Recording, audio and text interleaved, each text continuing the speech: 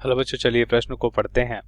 किसी समांतर पट संधारित्र में एक परत अभ्रक जिसकी मोटाई 10 से घात -3 मीटर तथा एक परत किसी अन्य फाइबर पदार्थ जिसकी मोटाई 0.5 × 10 से घात -3 मीटर है।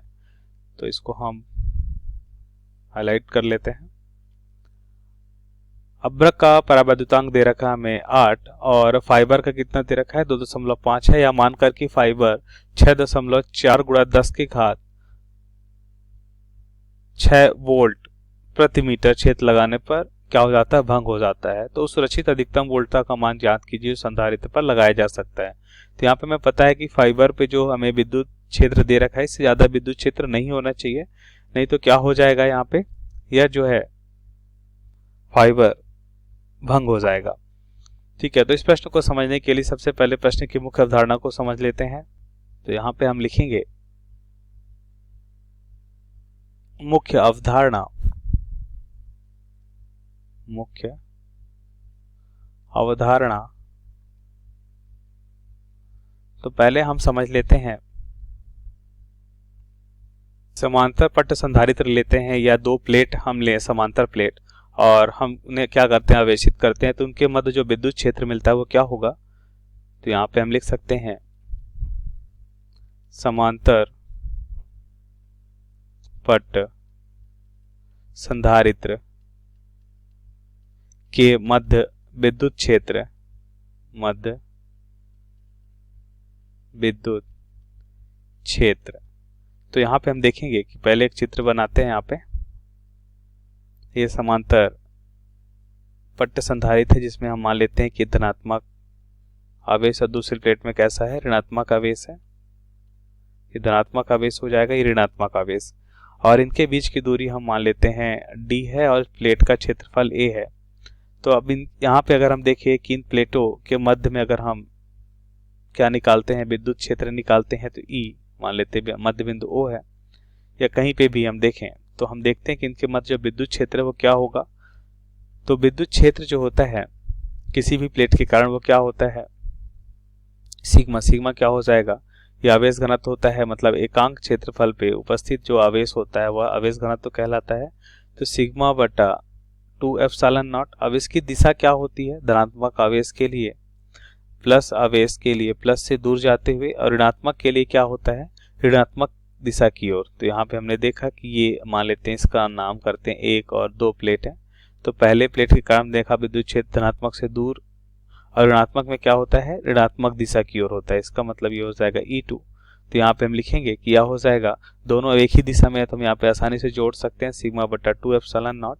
और इस तरह से हम देखेंगे कि यह हो जाएगा E नॉट बटा, या E नॉट बराबर हमें मिलेगा सिग्मा बटा 2 एप्सिलॉन नॉट प्लस सिग्मा बटा 2 एप्सिलॉन नॉट। तो यहाँ पे हमें मिलेगा सिग्मा बटा एप्सिलॉन नॉट। तो ये हम याद रखेंगे कि विद्युत क्षेत्र की दिशा और विद्युत क्षेत्र का मान क्या होगा, धनात्मक से दूर जाता हुआ और ऋणात्मक की ओर, और इनके मध्य जो या प्लेटों के मध्य जो विद्युत क्षेत्र सिग्मा बटा एप्सिलॉन नॉट होगा। एक बात और याद रखेंगे कि कोई भी संधारित्र है तो संधारित्र में हम देखते हैं कि मान लेते हैं विभव भी है, या हम ऐसे देखते हैं कि एक संबंध याद रखते हैं, विद्युत क्षेत्र विभव तथा दूरी, r यहाँ पे क्या है, दूरी है, दूरी में संबंध क्या होता है।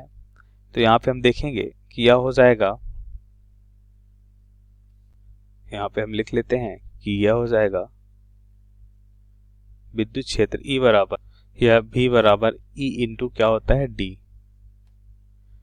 अब यहाँ पे देखिए, जैसा हमने यहाँ पे अभी इनके मध्य माध्यम क्या लिया था, वायु निर्वात। यदि हम K परावैद्युतांक का माध्यम लें तब यहाँ पे हम देखेंगे क्या हो जाएगा, K से गुणा हो जाएगा, और इस तरह से हमें क्या मिलता है, K गुना।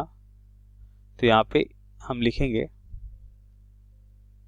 यदि हमने K परावैद्युतांक का माध्यम लिया तो इनके मध्य जो विद्युत क्षेत्र हमें मिलेगा वो क्या हो जाएगा, कुल विद्युत क्षेत्र O पे सिग्मा बटा K एप्सिलॉन नॉट। यहाँ पे K परावैद्युतांक होगा यदि K परावैद्युतांक का माध्यम लेते हैं।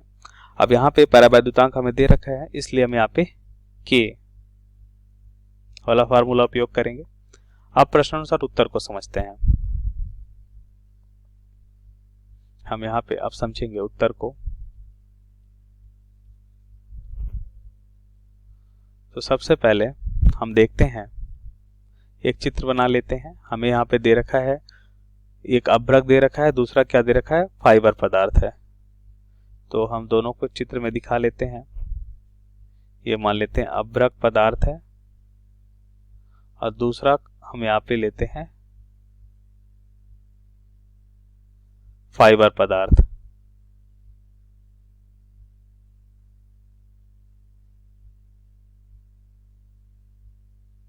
दूसरा हमने ले लिया फाइबर पदार्थ। अब हम क्या करते हैं, जैसा कि प्रश्न हमें दे रखा है, मोटाई दे रखी है 10⁻³ किसके लिए, अभ्रक के लिए, और फाइबर के लिए 0.5 गुणा 10⁻³ इसको हम लिखते हैं।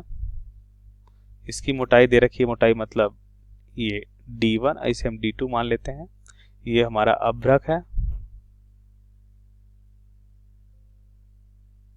और ये क्या है, फाइबर है। अब इनकी मोटाई देख लेते हैं क्या होगी। तो यहाँ पे हम लिख लेते हैं, ये हमें दे रखा है 10⁻³ मीटर और ये कितना दे रखा है 0.5 गुणा 10⁻³ मीटर। अब देखते हैं कि अभ्रक का परावैद्युतांक K1 8 और K2 2.5 दे रखा है। तो K1 8 और K2 फाइबर कितना दे रखा है, 2.5 दे रखा है। इसके अलावा हमें दे रखा है कि फाइबर में जो अधिकतम विद्युत क्षेत्र वो कितना हो सकता है, 6.4 गुणा 10⁶ वोल्ट प्रति मीटर। तो अधिकतम विद्युत क्षेत्र इसमें क्या हो सकता है, हम यहाँ पे लिख सकते हैं, यह हो जाएगा 6.4 दे रखा हमें गुणा 10⁶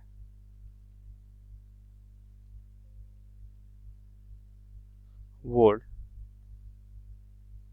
प्रति मीटर। ये हमें दे रखा है, इससे ज्यादा विद्युत क्षेत्र नहीं होगा। अब ध्यान से देखिए, क्या हम यहाँ पे, जैसा कि मुख्य अवधारणा में हमने देखा कि अगर ये, अब देखिए हमें यहाँ पे दे रखा है कि एक प्लेट पे कैसा आवेश है। अब ये एक, या कह सकते हैं एक भाग पे अभ्रक दूसरे भाग पे फाइबर है, तो यहाँ पे अगर हम +Q आवेश लेंगे तो यहाँ पे -Q आवेश हो जाएगा। यहाँ पे प्रेरित आवेश मान लेते हैं -Q और यहाँ पे क्या हो जाएगा +Q आवेश। एक दूसरे को कैंसिल कर देते हैं। इस तरह से हम देखते हैं यहाँ पे +Q और -Q आवेश हमें मिलेगा। अब इसे हम यहाँ पे लिख सकते हैं कि अभ्रक के कारण जो हमें विद्युत क्षेत्र मिलेगा, इसे E1 से लिखें। तो E1 का मतलब यहाँ पे अभ्रक से है। तो जैसा कि मुख्य अवधारणा में हमने देखा, K परावैद्युतांक का माध्यम के कारण जो हमें विद्युत क्षेत्र मिलेगा वो मिलेगा सिग्मा। सिग्मा यहाँ पे मैंने देखा कि क्या होगा, एकांक क्षेत्रफल पे उपस्थित आवेश। तो सिग्मा बटा क्या हो जाएगा, K1 एप्सिलॉन नॉट। और इसी प्रकार हम लिख सकते हैं E2 बराबर क्या हो जाएगा, अभी क्षेत्रफल अगर हम देखें समान है और बेस भी समान है तो सिग्मा समान रहेगा। तो सिग्मा बटा K2 एप्सिलॉन नॉट। अब यहाँ पे अगर हम इसे मान लेते हैं समीकरण 1, इसे मान लेते हैं समीकरण 2, तो समीकरण 1 और 2 से भाग देने पे हम क्या देखते हैं, समीकरण 1 और 2 से भाग देने पे हमें मिलेगा E1 बटा E2 बराबर क्या हो जाएगा, सिग्मा से सिग्मा कैंसिल हो जाएगा और एप्सिलॉन नॉट से एप्सिलॉन नॉट कैंसिल हो जाएगा। हमें मिलेगा यहाँ पे 1 बटा K1 और यहाँ पे क्या हो जाएगा K2। तो यहाँ पे हम देखते हैं कि हमें क्या मिलेगा, हमें दे रखा है कि E1 अधिकतम कितना होना चाहिए, E1 अधिकतम होना चाहिए, हमें क्या दे रखा है, E1 का मान अधिकतम 6.4 गुणा 10⁶, जैसा कि यहाँ पे हम देखते हैं E1 नहीं, हमें E2 दे रखा है फाइबर। तो E1 का मान यहाँ पे निकाल सकते हैं विद्युत क्षेत्र। तो हम यहाँ पे देखेंगे कि E1 बराबर हमें क्या मिलेगा, यह मिलेगा K2 बटा K1। K2 का मान हमें मालूम है, क्या दे रखा है, K2 2.5 और K1 8 दे रखा है। 2.5 बटा 8 गुणा E2 जो दे रखा है 6.5 गुणा 10⁻, क्या होगा यहाँ पे 2.5 गुणा 10⁻, हमें दे रखा है +6। इसको हल करने पे हमें E1 का मान कितना मिलेगा, 2 गुणा 10⁶ वोल्ट प्रति मीटर हमें यहाँ पे मिलेगा। हमें मात्रा क्या मिलता है, वोल्ट प्रति मीटर। अब हमें क्या निकालना, हमें निकालना है विभव। और हमें पता है कि अगर हम इसका विभव मान लेते हैं V1 है और इसका विभव V2 है, तो इसको हम देखेंगे कि ये कैसे हैं। अब इस श्रेणी क्रम में, तो श्रेणी क्रम में कुल विभव क्या होता है, जुड़ जाता है। और इस तरह से हम देखते हैं कि हमें कुल विभव क्या मिलेगा, इन संधारित्र प्लेट के कारण जो विभव हमें मिलेगा V1 प्लस V2, क्योंकि श्रेणी क्रम में है इसलिए हम ऐसा लिख पाते हैं, श्रेणी क्रम में है। तो यहाँ पे हम देखेंगे V1, जैसा कि मुख्य उदाहरण में हमने देखा कि इसका सूत्र क्या हो जाता है, E बटा D हो जाएगा, क्योंकि यहाँ पे देखिए V बराबर क्या हो जाएगा, E इंटू डी। इसको करेक्ट करिए, ये हो जाएगा E into D, E into D, या E1 इंटू D1 प्लस क्या हो जाएगा, E2 इंटू D2। तो यहाँ से हमें मान क्या मिलेगा, यहाँ पे हम लिखेंगे, यह हो जाएगा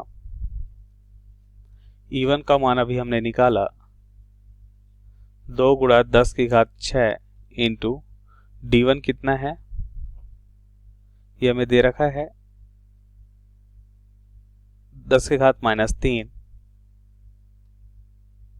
गुणा 10 की घात -3 प्लस E2 हमें क्या दे रखा था, E2 हमें दे रखा था 6.4 गुणा 10 की घात 6 गुणा इनके बीच की दूरी क्या दे रखी, 0.5 गुणा 10 की घात -3। अब इनको हम जोड़ते हैं, हल करते हैं, तो हमारा मान क्या मिलेगा, इनको हल करने पे हमारा मान मिलेगा,